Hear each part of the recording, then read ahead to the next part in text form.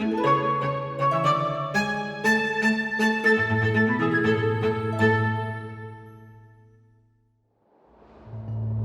nangauna sarangango e viti, era sa songo tau dhoko na vei kornivuli, ka bunga na itiko ni dhaka ni mata ni tu era sa songo talenga, kara sa dhaka nga mai vale, na linga ni vei ngarapi. Dua nan rakira sampai kati kong na nonta panua sabi dana singa na tau niuda mana mua ni madhawa, kaya dhoba tiko maingo. E na ngauna ko ni nangai rongo wakina na ikuri ni talanoa ni toso ni ngauna. E na madhaongo sana rei lamba tiko e viti. E dua na vangi kana kau tabata tiko mai na uda. Na walu wuni panua na songo ni ngauni sala na tasosongo ni wai kei na lenga ni liba. Dau ya doya e na vei ngauna bakaongo. Ia sake na ibukarau ya. E na vei mua ni ambaki. Endau ya to nang una ko. Na bulai vangi lamba. Endi nga ni bula ni marau kay na nana makikina bunga na ngada ni nondam bulan. Enda bukan na matatiko yan yang go kinamuan yang baki ronong dolu ruas nga bulu katul.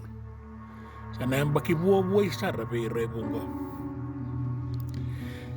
Eda sona lalawa kina baka sama. Sa rai na budi o titu me baka batu kanataki na vida na madhawa sa bongo.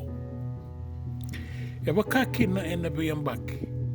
E nandaungan reba menta baka dabara ng dela na vevere ni nonda sa sanga. Mengain daw talano at takitu nga amin balolo ni baka nananu eh. Salabatakin na kenray tamba. Naitamba ni songo na sota ni biyang maraw taki. Sota kina na bewe kani na bewe banua. Kena lasa. Kena ibo na numi. E na sona ngauna. Eran daw baka tokayata kina na isoli-soli. Era sudundonu ya. Na kena ngauna. Me kakua kina ni ngwela dhabi.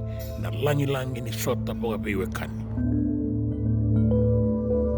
Kirau na numa baka bewe tini me kirau tosoyan ni kina tokalau kay biti. E na baka tau e na rawa-rawa kina ndre ni laolako. Waga buka sana rai ndre sarangko. Tagay baka sangamen dua kina na indambe kibo nuang balabu. Sangan niyo pa nuang balabu doon nga. Nabe nuang tali chogo e na nonta pa nuang nabe yan. Kanang daw rawa ni buka na nga baka totolo e na wanga buka. Aureli subo e na mua niyang bakingo. Nabe ka awan doon ya. E na tolu sanga bulu baka data na yung baki sauti. Toka go ilingango na kenay tambay doon na torobo ni sana ririt ko eh. Kaya nakilana ya dana. Toka ratokong go rin na isulu ni turangan yung bisa. Asing kayo tambe tawo di toka nga na itutugo rin. Aboy rongo-rongo talinga. E na sota-sota ni rekrakabilile ya abito. E biti kay bura-bura. May Hong Kong. Kay rato e sotale ng daong gitorongo e nangauno ya. May bakata kiseni balati law-law. Aliposo Wangaliti. Gele Ratu. Robert Howard. Kay rato e liwid at tale na dorobo e so e rato sayali. Iyo. Sa ramatongo na itamba kay Dominico Manasaitawa. Na kena ibu amadala kabulayan ni sebeba na ngauno ya kay nakikina ni taurobo uning gileni may tabi uni. Au senga ni bugatala. Ye meu kaya nga ni wandonu e ndua na ilako-lako babanua membaleti rato na kay tuungo na bubale na Manasaitava may gileni tabi uni. Bakaongo na itikabu ni pewe kani. E na tulu sanga bulu na yung baki sauti. Kirawa sota kina. E na matay ni ngauna kina doon na turangan niyo bisa bagating. Kositati no Manasaitava. Kirawa may sota isuba. Ikiraw lululuwa tinga sa mga raitagi kuya sarabea o kakaya. Ni sa bagating umay na tambatakabakan niyo bisa.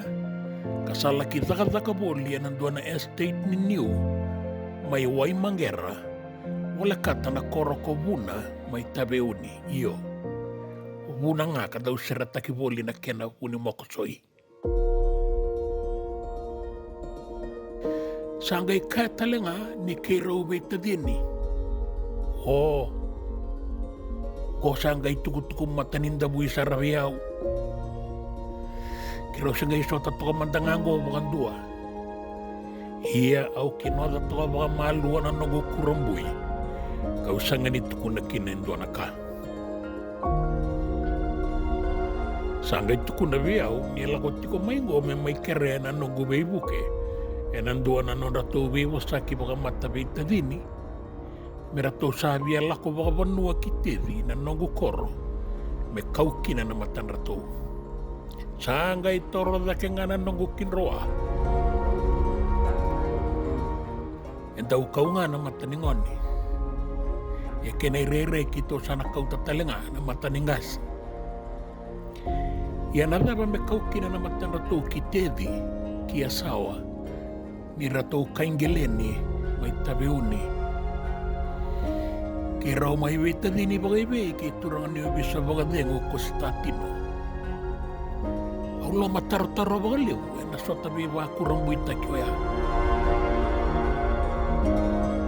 ya la takabia na turang ni bisa bagadengo ni nangai mai lesu taleani enangauna sa tiko kina suba me se te lesu talemanda ki tabeuni malai kau tamai sona kaira to sa baga soko mona boli membaleta na ilako-lako mga bunua kinakor.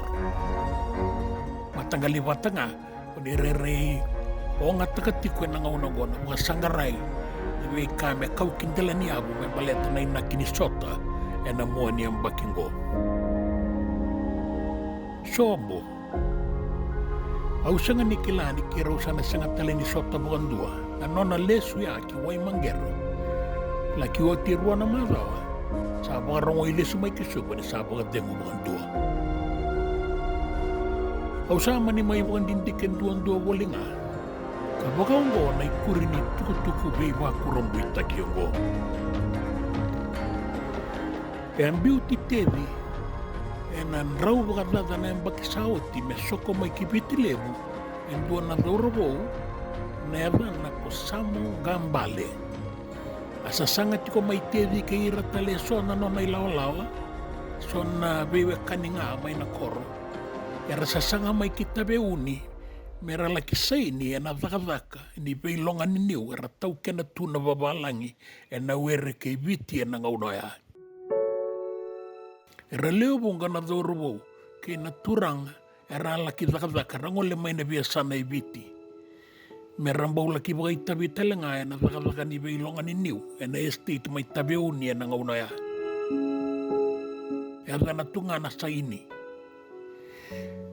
so era sama ni laki tuya ni kinabakan dua karena setiko kinanon rakawa me adaba na singa ni kuwa sa kene kaba sa kene kalima mbeka ni tamata-mata era sa tiko ni kuwa samu ngambale e amaniado rosar kita beuni e na ilako-lako ni sa ini. Laki tiko boli bata kaira na kenabo ni ilako-lako ya. Rau manila isota ka biwatini kay Andi Angela Mbuki. Na marama ni Waini Kelly may na korong geleni. E amanindua na luben raw na tangani na taurawo ko Antonio Sokomuri na edana. O Sokomuri e ang gaibawati kay Veronica Siteri Peckham na maramani na sele-sele kartong gaimbasi kakin na elewe walo na luben raw o irato na mana sa itaba kan duwa irato na lewe walo na wasuni na sele-sele o Konstantino mana sa itaba na turangan niyo bisa bugadeng kirusota nga bukan dua kirusa nga ni sota tale nisala ki mati mai wai manggera. Enen bakit ini kadiwa-diwa sa nga bulu ka ono, sangga imbiw-imbiw kina, na ilako-lako ni kaumata ni ngone kinandela ni abo ang bawanga may tivi, na panuwa rato wala hindi na kina.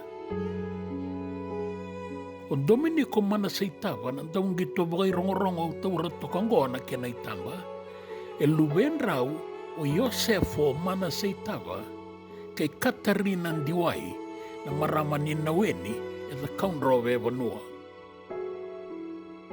Rambulat ti kwenda inday na luben raw.